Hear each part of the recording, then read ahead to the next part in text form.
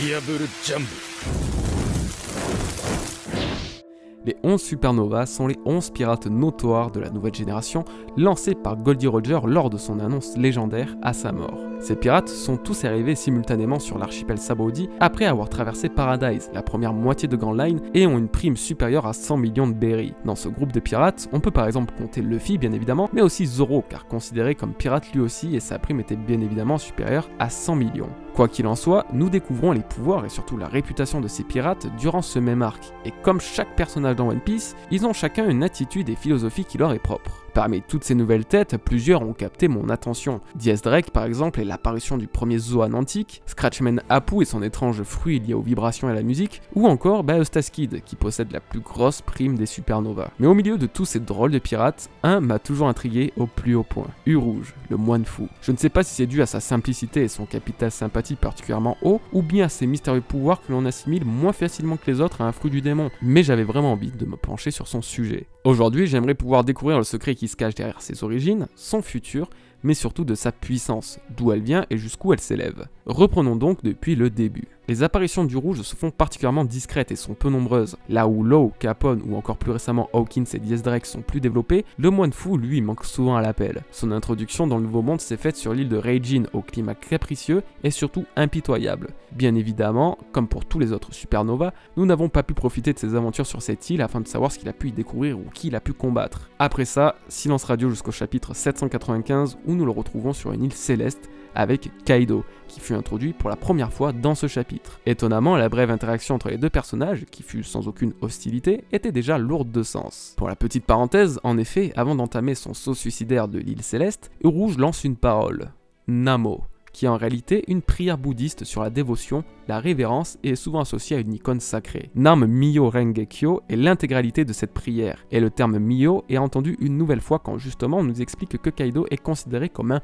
Myo pour les citoyens de Wano Kuni, c'est-à-dire un roi de la lumière, défenseur des 5 Bouddhas de sagesse. C'était un point intéressant à relever car ça nous aide à cerner la religion et la spiritualité entourant U-Rouge, ce qui va être particulièrement important pour la suite. Aujourd'hui, la mention la plus récente qu'on a fait de lui était durant l'arc de Whole Cake Island. En effet, comme tous les autres supernovas, il commence à se frotter aux empereurs, alors que certains s'allient avec eux dans un but totalement stratégique, tel Capone avec Big Mom ou Drake avec Kaido, d'autres ont la tête plus dure et préfèrent les attaquer de front, toujours dans un but précis. Exemple, Kid qui avait pour cible Shanks avec son alliance, Law et Luffy en ont appris Kaido et leur alliance à sa chute comme but. U-Rouge, lui, semble aussi agir de manière libre et préfère attaquer les empereurs plutôt que se lier à eux, ce qui justifie donc son combat contre Snack, l'un des Sweet Commanders de Big Mom. Ce passage de l'histoire est particulièrement intéressant car là où de nombreux pirates notoires ont échoué, U-Rouge lui est parvenu à battre l'une des élites de Big Mom. Certes, Snake était sans doute le plus faible parmi les Sweet Commanders et n'était pas au niveau de Katakuri, mais l'exploit est à saluer, surtout quand on sait qu'il a enchaîné ce combat avec un combat contre Crackers et qu'il est parvenu à s'en sortir malgré sa défaite contre ce dernier. Donc, malgré le peu de vagues qu'il génère contrairement à d'autres supernovas pour le moment, il n'est clairement pas à sous-estimer. Nous sommes actuellement au chapitre 938 et nous n'avons plus d'informations sur lui. Voilà à peu près tout ce qu'on sait sur lui à ce moment, c'est relativement peu mais quand même assez pour développer une petite théorie autour de ce personnage. Désormais nous allons nous focaliser sur ses pouvoirs, l'origine de sa puissance, ses références et surtout ce qu'on peut attendre de lui dans le futur. Parlons directement de sa puissance et ses pouvoirs, qui est le sujet principal de la vidéo et surtout celui qui m'intéresse le plus. Si on se base sur les dires du databook Blue Deep de One Piece, il semble posséder un fruit du démon.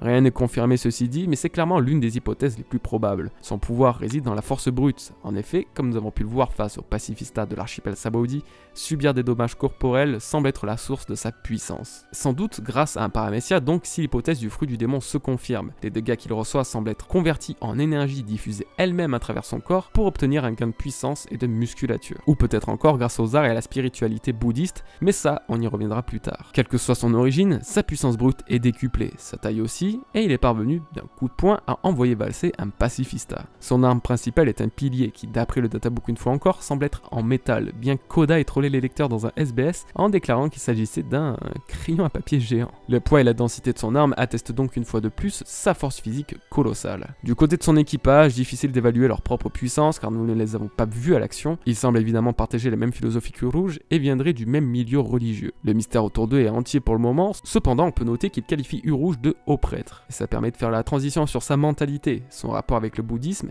et à quoi ça peut nous servir pour théoriser à son sujet. En effet, U-Rouge a des inspirations bien diverses pour un supernova, bien qu'Oda a déclaré qu'il aurait créé les 11 supernovas et leur arrivée sur Sabaody suite à un conseil de son éditeur qui voulait voir apparaître de nouvelles têtes et enjeux. Du coup, beaucoup pensaient à tort qu'Oda n'avait pas autant travaillé leur background que les autres antagonistes, ce qui est finalement faux à mon avis, et pour le justifier, j'ai juste à prendre en exemple Trafalgar Law et son développement actuel dans l'intrigue. Et pour moi, c'est le cas une fois de plus avec U-Rouge. Ses inspirations ne s'arrêtent pas à Rudge Barberousse pour son nom ou à Rasputin comme certains le pensent dû à son épithète, le moine fou, partagé avec le mystérieux guérisseur russe. Non, je pense qu'Oda s'est inspiré d'un autre personnage, Jigong, un célèbre moine bouddhiste chinois dont la légende lui prêtait de mystérieux pouvoirs surnaturels. Ce moine atypique était surtout connu pour ses déboires. En effet, malgré l'enseignement bouddhiste traditionnel qu'il a reçu, il n'hésitait pas à se battre. Il buvait de l'alcool jusqu'à plus soif et mangeait ouvertement de la viande là où la culture bouddhiste l'interdisait. C'était un personnage qui n'aimait pas suivre les codes monastiques et c'est pour cette raison qu'il fut surnommé le moine fou. Ce comportement a dégradé sa relation avec les autres moines du monastère et Jigong s'est vu être banni de l'établissement. Mais les gens l'aimaient au-delà de ses excès, car il a toujours été quelqu'un de gentil, attentionné et surtout serviable. Le sourire est ce qui le caractérise le mieux. D'après son histoire, il n'a que très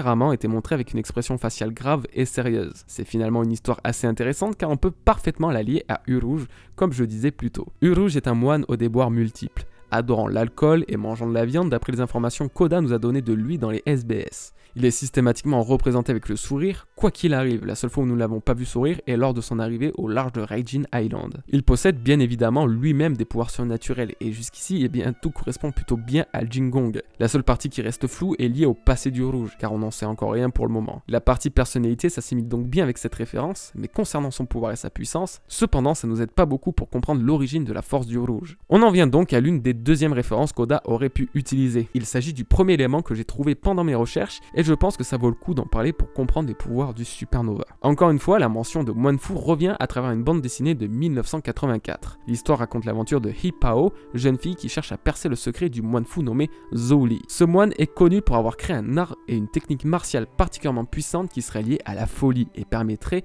de détruire et combattre toute chose devant l'homme. J'en suis venu à me demander si finalement Oda n'aurait pas pu s'inspirer pour les pouvoirs du Rouge, car au final ce dernier semble pouvoir augmenter sa puissance et sa musculature après avoir reçu des dégâts, et on peut aisément lier ça à la technique de Zhou Li, le fameux moine fou qui base cette compétence sur la folie. La folie pouvant être provoquée par la douleur reçue par U-Rouge serait donc transformée, comme j'ai dit un peu plus tôt, en énergie lui permettant de contre-attaquer. La folie et son sourire font finalement un contraste assez intéressant à étudier. Du coup, la véritable origine de sa puissance viendrait plutôt d'un art martial particulièrement développé, unique et dangereux que le supernova aurait mis au point. L'intérêt supplémentaire à ce qu'U-Rouge n'est pas de fruit du démon et qu'il tire son pouvoir d'un éveil spirituel et d'une utilisation avancée des arts bouddhistes serait que l'arme qu'il transporte ne soit finalement pas qu'un simple pilier de métal, mais soit constitué en granit marin. Il aurait un avantage sur les possesseurs de fruits du démon et serait à la fois une alternative unique à l'utilisation du haki. Nous arrivons désormais à une partie intéressante. Que va-t-il se passer pour la suite avec U-Rouge ? Quand et où pouvons-nous le retrouver? Dans un premier temps, il est important de noter que U-Rouge peut avoir un certain lien avec Ener. Ener et U-Rouge viennent tous les deux de la même patrie, Bilka. Pas la Bilka lunaire, mais bien celle qu'Ener a détruite lors de l'obtention de son Gorogoro no Mi. D'ailleurs, c'est sans aucun doute dans les ruines de cette cité qu'U-Rouge est allé se reposer et soigner ses blessures après son combat contre Snack. La question est désormais de savoir comment U-Rouge et son équipage sont parvenus à monter là-haut, mais là c'est un autre sujet, même si c'est peut-être tout simplement expliqué par les ballons utilisés par les Spacey. Bref, le lien avec U-Rouge et Ener est fait, et on pourrait même imaginer un contentieux entre les deux.